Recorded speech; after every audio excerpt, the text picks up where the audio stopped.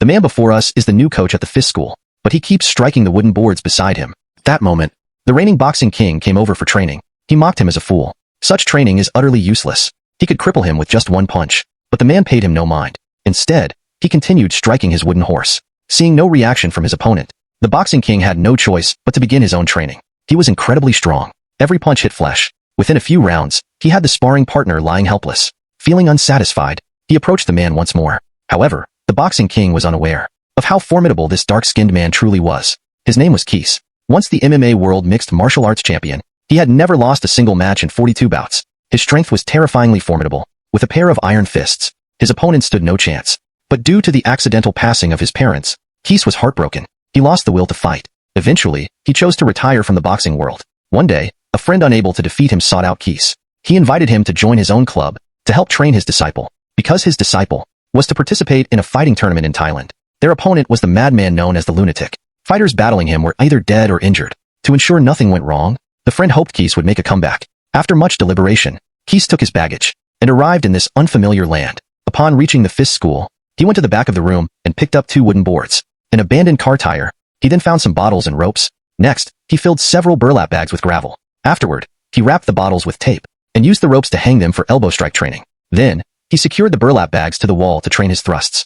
Afterwards, he wrapped the wooden boards with twine and repeatedly practiced his punches. Such an odd training method was just what caught the boxing king's eye. It was none other than Max, the disciple his friend couldn't defeat. Thus began the story of him challenging Keese to a duel. He challenged Keese to a one-on-one match. Practicing your wax on, wax off. What about old school here? Seeing that Keese did not immediately accept his challenge, Max instantly changed his demeanor. He switched to trash-talking mode. Keese could no longer tolerate it. He agreed to his request. Soon after, the two entered the central octagonal steel cage. Unexpectedly, Buddy on the side watched coldly. He believed Keese was certain to lose, because in such matches now, there were no rules. Fighters like him, who were conservative, knew at most some techniques. In real combat, he was utterly unimpressive. However, everything turned out to be a surprise. Facing Max's frenzied attacks, Keese deftly and effortlessly dodged. Then, seizing the opportunity, he delivered a flying kick. Next, he embraced his head, thrust upward, and spun for a fierce elbow strike. With a final overhead pressure move, he knocked Max unconscious. He applied every move from his training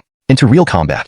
Everyone watching was left dumbfounded. Facing Keese's public humiliation, Max instantly changed his expression. But Keese took him lightly, knowing well the lad's strength. Yet he didn't stop to beat him half dead. However, the following events further drove the two towards a rift. Upon learning that his underling, the boxing king, had 3 broken ribs, the behind-the-scenes boss, Old White, personally came to demand accountability. He proposed that Keese become Max's substitute. Seeing his friend's defeat, he advised him to perform well, showcasing all his strength before the boss. But Keese deliberately acted like a weakling, which infuriated Buddy to no end. Moreover, in the following press interviews, Keese hoisted a 100-kilogram dumbbell, performing wild pull-ups with his mighty physique. These robust muscles instantly attracted all the reporters' attention. Everyone left Buddy aside. This made him feel extremely annoyed. What's worse, the female reporter, Haley, actually took the initiative to ask Keese to have a meal together. It seemed she had developed a strong interest in him. Haley had always been the woman Buddy desired. Now, he could no longer bear it. So he casually found an excuse to ask Keese to train with him on stage. Keese didn't think much of it, but as soon as they met, Buddy suddenly threw several punches at his face, then launched a continuous attack, leaving no time for Keese to react. Confused by the situation, Keese had to defend passively. He didn't know what madness Buddy had unleashed today. Seeing that he couldn't win and becoming increasingly fierce, Keese finally became angry. He immediately unleashed 1/8 of his strength. First, a roundhouse kick pushed him back. Then, he rushed forward with a knee strike, forcing Buddy to stumble. A final combination of punches caused Buddy to clutch his head and beg for mercy. Now, things took a turn. Buddy not only failed to regain his dignity, but also lost face in front of the trainees. 2 of the trainees even approached Keese, hoping he could teach them how to fight. This matter quickly reached Old White's ears. Last time, Keese brutally beat his underling, the boxing king. Old White didn't quite believe it. Now, this guy had actually beaten the coach again. This made him start to reassess Keese's strength. So he sent his subordinates to investigate his background. Only then did they learn that Keese was a ruthless man. A few days later, Old White hurriedly sent his subordinates to come and sign a contract. But upon learning their intentions, Keese tore up the contract immediately. Because Old White was the boss of his friend Buddy, if he intervened, wouldn't that be betraying his brother?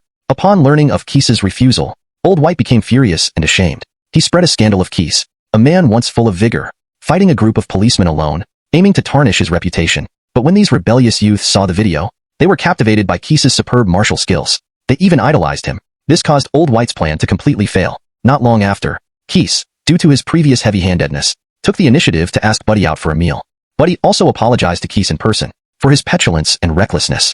After clearing the air, the two adults finally let bygones be bygones. In the days that followed, Buddy invited Keith to help train him. They trained together, ran together, and based on the lunatic's past fight videos, they developed targeted training. With Keith's help, Buddy's fighting skills and physical fitness improved dramatically. Keith, too, slowly emerged from his past sorrows, while spending time with Buddy, gradually regaining himself. However, the good days didn't last long. A week before the match, Old White caused more trouble. To ensure Buddy's victory, Old White took matters into his own hands. He brought in a wrestling master from Russia to train Buddy in leglock techniques. As a result, two 300-pound men were hugging and wrestling, and an accident happened inadvertently. Buddy severely sprained his calf, requiring at least 3 months to fully recover. However, such a serious incident occurred, but Old White did not blame him. Instead, he was somewhat pleased. He knew that Buddy and Keith had a good relationship, so for his good brother, Old White considered it his duty. Thus, he approached again. He directly stated his intentions. This time, Keith did not refuse, because he knew Buddy had a wife and 2 children to support, and a hefty mortgage each month. So he agreed to the request. Afterward, Old White used his money to bribe multiple media outlets to extensively report on this matter. One was the Full Talk lunatic, and the other was the former MMA champion. Suddenly, the match gained unprecedented popularity. However, after cooling down, Keith felt that there was something suspicious about this matter. Changing training right before the battle is a great taboo. Old White, running the club, could not possibly misunderstand this principle, so he quietly snuck into the locker room, broke open the Russian coach's wardrobe, and discovered the truth from the chat records on his phone. It turned out that Buddy's condition had been poor all along. Old White had long given up hope on him, but Old White owed a large sum of money outside, relying entirely on this match for a comeback. So he deliberately had the coach injure Buddy's leg, with the aim of having Keith replace Buddy in the fight. Despite this, but now everything was set in motion. Keith ultimately decided to participate in the match. Although he was extraordinarily strong, facing a burly, reckless fighter like the lunatic, Keith did not dare to be complacent. Thus, he intensified his training, erected a large sandbag, and unleashed furious output. Look at this posture. Not even a cow would be enough for him to beat.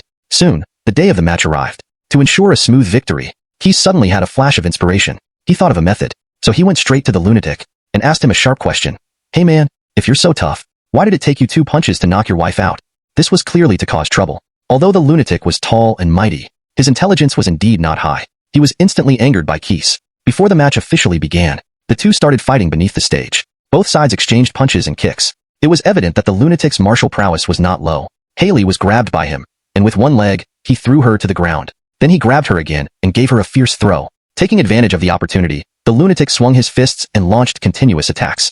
But Keith broke free from the restraints, using his legs to firmly hold him down. The lunatic had already lost his sanity at this point. He struggled to get up and directly tore off his own shirt, determined to stomp Keith beneath his feet. Little did he know he had already fallen into Keith's trap. Once a fighter loses control of his emotions, he loses his foundation, and his judgment falters. Keith took advantage of his victory, and punched and kicked the lunatic. Unexpectedly, the lunatic lacked martial virtue, raised his hand with a hook punch that hit Keith's 2 steel balls. The pain made Keith instantly lose the power to resist. In a fit of rage, he took off his gloves, delivering a lethal killing punch that broke the lunatic's 3 ribs. The lunatic's combat ability was reduced by 80%. Then Keith pressed his advantage, and hammered his broken ribs fiercely. The bystanders, in pain and unable to resist, grimaced and gnashed their teeth. Finally, Keith used an inverted hook, directly sending him away. Seeing that the match hadn't even started, the fight was already over. Old White was furious and filled with rage, because he wouldn't earn a single penny. Indeed, this was Keith's revenge against him. Then Old White threatened Keith with breach of contract online. Wait to eat legal battles. Keith, however, told him, I have your communication records and bank transfer records. When the time comes, who knows who will end up in jail. Subsequently, he swaggered out of here with Haley. From then on, he lived a happy life. This film is Never Retreat 3. The plot of such movies is undoubtedly quite simple. Although the action scenes are prominent, compared to the first 2 parts, it still falls short. The third installment added some romantic elements, making the whole film more relatable to life. It is worth mentioning that the combat techniques in this movie are partly derived from Wing Chun, and more from Bruce Lee's Jeet Kune Do. At the beginning of the movie, Keith, wearing a Bruce Lee t-shirt, arrives at the fist school, showing his admiration for Bruce Lee. Alright, today's movie introduction ends here. See you next time.